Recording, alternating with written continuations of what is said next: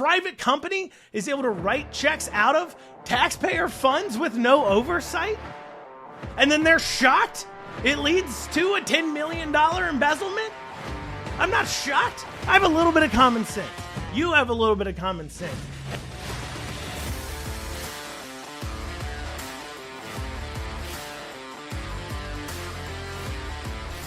And welcome everybody to another amazing episode of the Andrew Cooperrider Show. Of course, I'm your host, Andrew Cooperrider, candidate for state treasurer, the go-to candidate for state treasurer, of course, the one that everybody wants to vote for. And today you're joining me as we cover a important episode, important topic here right after Christmas, and that is we've got another fraud, another multi-million dollar theft of pension dollars in the state. We're going to talk about this specific one, why this keeps happening, and how stupid government is. But before we get into that, please hit the like, comment, share, subscribe button. As we dig into this story, I would appreciate that. As well, you can tell your friends, your family about it. That's super helpful. And guys, listen, we're only 3-4 days away from the fundraising deadline for the state treasurer's race. It's important to hit these deadlines. So last time when we had a deadline, I was talking about how we need to hit it. And somebody asked, why is it so important to these candidates to hit these deadlines? Well, what's so important is this deadline, this end of year deadline. It's a time where we're showing how much money we've brought in and your ability to continue to get support. I mean, let's call a spade, okay? Your ability to win an election is a lot of times graded upon how much money you can raise. I mean, we just saw a governor candidate, Savannah Maddox, who had to remove herself out of the race simply because while she was doing, in my opinion, pretty good with fundraising, she'd raised several hundreds of thousands of dollars, but it still wasn't enough for the governor's race. And funny enough, we send out fundraising texts and things like that, of course, because we have to, because we are grassroots fundraisers. I'm going to hit upon that in a second. However, there was a response to one of these texts I got one time where they said, why do you need money to run a race? You throw your name on a ballot, you run a couple ads, you do this, blah, blah, blah. It should be fine. You really don't need that much money. This is a person who has no idea how much things cost. Let me put this in perspective, okay? A mailer.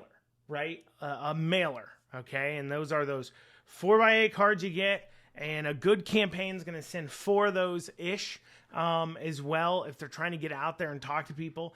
So a mailer, right? And the reason why mailers are so important is, especially in Republican politics, is because you do have a fair amount of elderly voters in the Republican Party that they either watch the TV or they get pieces of mail, and that is literally how they vote. And also, too, you have a lot of people that's just how they vote. I mean, I've commented this on other podcasts. The fact that we vote based upon a piece of mail or a 30-second ad is a travesty to our political system, but yet here we are. So I'm not going to complain about it. I'm just going to try to work within it as best we can. But so just a mailer, one mailer statewide for a low-cost statewide mailer to a pretty limited list as best you can is going to cost you around $100,000. That's right, $100,000 to send a mailer to a more limited audience. That's a fair amount of money, and that's certainly very expensive. Now you put in TV ads, everything else.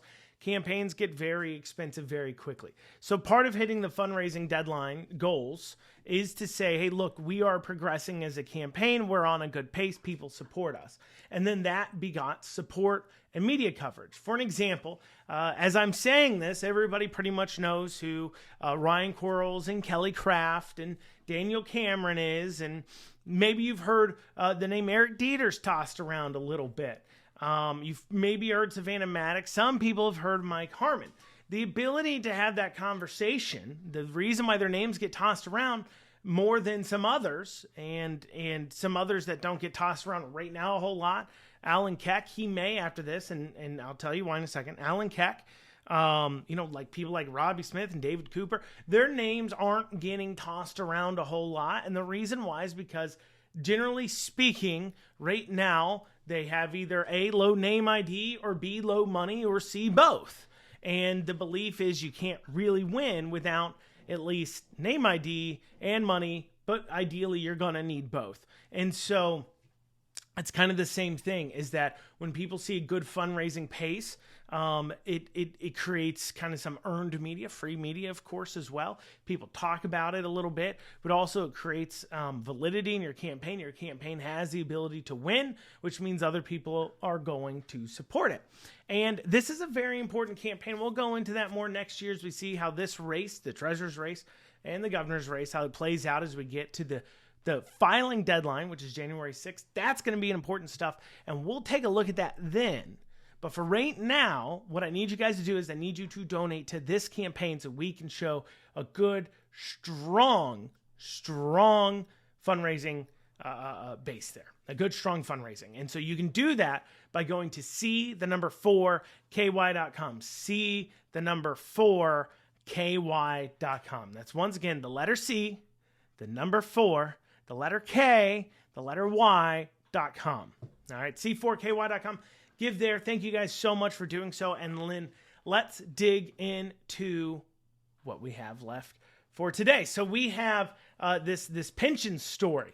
And I'm going to spend some time on this because I think it's incredibly important. I say again because we see time and time again that our pensions are being defrauded.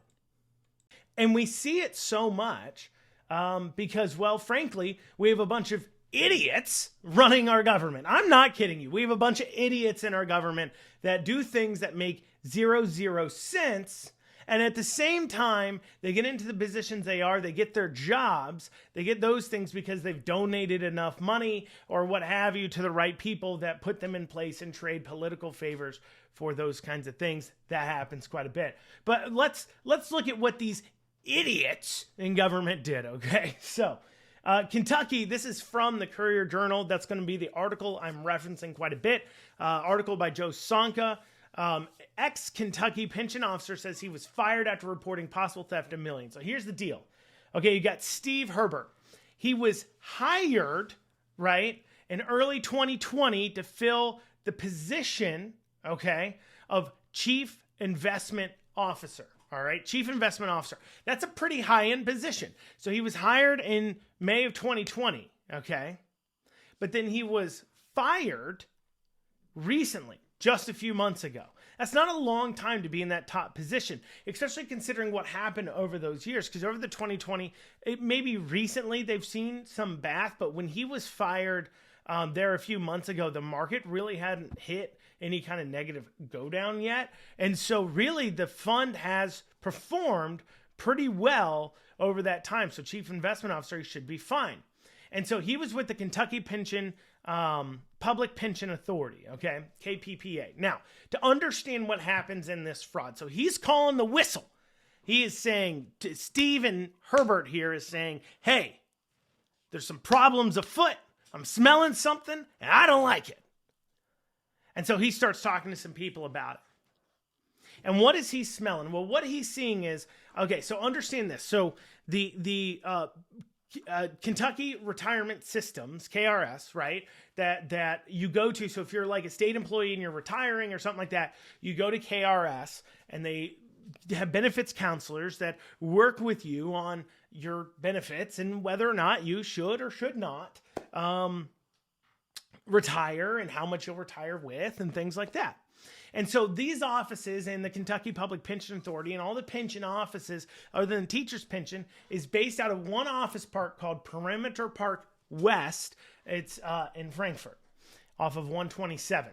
And the reason why that's important to know is because Perimeter Park West, the property in the building, is owned by the Perimeter Park West Corporation, which is owned by the Kentucky Public Pension Authority. So the public pension has invested in purchasing their own, okay, property, right? Their own property. And that's very smart to do, okay? Very smart to do, right? But they have invested in their own property and order to rent it from themselves, and then they got the mortgage and they pay it down. That's a very smart thing to do. However, the board of the pensions, rather than hiring a maintenance manager or anything like that and foraying into property management, the Perimeter Park West group, which once again is a group owned by the Kentucky Public Pension Authority, KPPA. So KPPA owns the Perimeter Park West, which is an agency, which is an entity to help it manage its Frankfurt offices, okay? To buy it, manage it. So the Perimeter Park West group hires Crumball Properties to manage the property, okay? And it appears over the course of some years here, now Crumball is not currently their property manager. However, this public chief investment officer, Herbert, starts digging in, and what's he find? He finds that Crumball Properties has embezzled, according to him, over $10 million. Embezzled $10 million. How'd they do it? Well, this is where we start getting into all common sense that people like me and you have seem to leave the minds of these so-called experts and causes them to do dumb, stupid things. This is why this society, the whole expert mentality, well, they're the experts, we got to trust them, is breaking down because their common sense goes out the flipping window. It seems like the minute they're posed with any kind of issue. I'm going to tell you what happens with these experts, these political appointees, these people who have politicaled themselves to the top. They're smart enough to figure out politics, but apparently because they've never actually apparently owned or operated a business, they do some of the dumbest things in the world, and this is what they do, okay?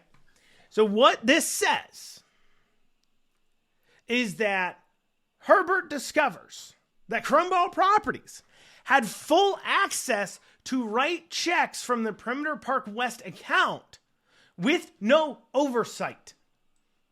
So, in other words, the pension system, your tax dollars, our tax dollars, go into this pension system to pay public employees their retirements, okay? So these are tax dollars. Was embezzled by Crumball Properties. This is what Herbert's saying. Was embezzled by Crumball Properties. And the way they did it, how they pulled it off, was over the course of years, they just took money out of the account because they could write checks for whatever they would want to with no oversight.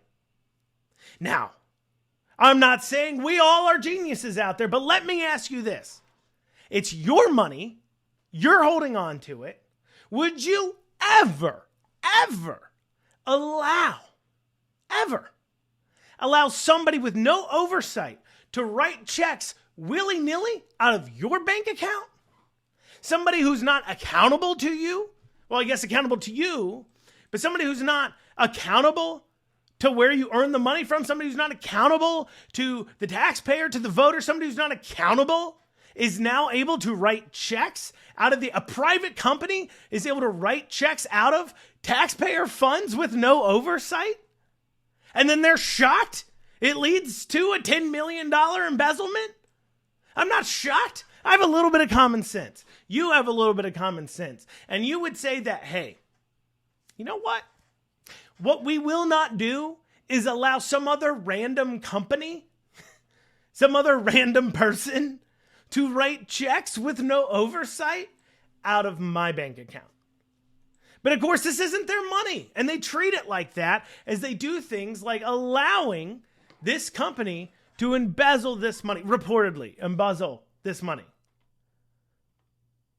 So, they're able to write the checks. So, Crumball Properties had potentially, is what it says, misappropriated or stolen funds over several years. Now, this is where the plot thickens, right? Because then Herbert comes in, okay? Stephen Herbert comes in and he says, look, I want all the cash in the Perimeter Park's account to be returned to the agency for oversight.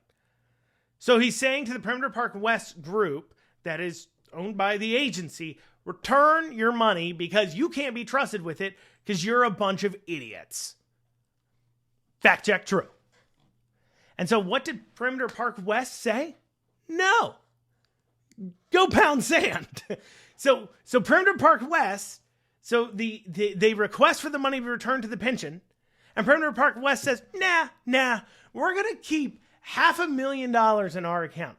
$500,000, we're going to keep that in our account, and we're not returning it to you. Woo! And then another concern Herbert brought up involves pension funds allegedly being wired out to external depository accounts without proper accountability. This was first expressed by the County Employee Retirement Systems and Investment Committee in September 2021. So the County Employee Retirement Systems are saying, look, money's being wired out of the external depository accounts without anybody keeping track of it. So money's getting sent out of our accounts and nobody's keeping track of it. Once again, accountability issue. And so the County Employee Retirement System Committee requested that Herbert investigate this. And he said, yeah, I'm concerned too. But then he says, this is what Herbert says, is that the KPPA Executive Director, David Egger, sent Herbert an email instructing him not to inform the trustees of his issues without clearing it with Egger first. So they're playing, what are they playing? They're playing cover-ups? Is there more embezzlement going on? Are they running a smoke screen here to keep us locked out so that way the accountability isn't there? So Herbert says, hey, this is a problem. We should investigate what the county employee retirement system is asking us to do it. Egger says no, and then says, actually, we're going to allow Rebecca Atkins, who's been a KPPA's director of operations, but she's been in a part of KPPA for a long time, to conduct an investigation and report back, despite that being under the job roles of Herbert. So, and then the finance cabinet agreed that the wire transfer law did not comply with statutes. So the finance cabinet then agreed that, yes, Herbert's right. So he reduced about the wire transfers, people authorized to send them, and he takes it down from 10 to 2. And following what he was told, and that included himself and his deputy, which then drew reprimand from Atkins too as well. And so you have to ask this question. What's going on here? Is Herbert saying the truth or not? Was he just fired? Because he was fired May 31st. And it says without cause. So they're filing this whistleblower lawsuit. Well, does he have any proof? Well, it turns out, and this is where the plot gets thicker, even thicker. It turns out that not only did he have some thought this was going on, the embezzlement and the wire transfer issues, but apparently, there was an independent audit done back in, according to this article, independent audit done in 2019, internal audit, that also corroborated his concerns. And so the Herbert says that the audit noted that Crumball Properties has potentially misappropriated or stolen funds over several years, with its ability to just write checks willy-nilly how it wanted to. And so when he brought this to his person he's supposed to take it to, he brought it to the KPPA General Counsel, Victoria Hale, about the missing funds.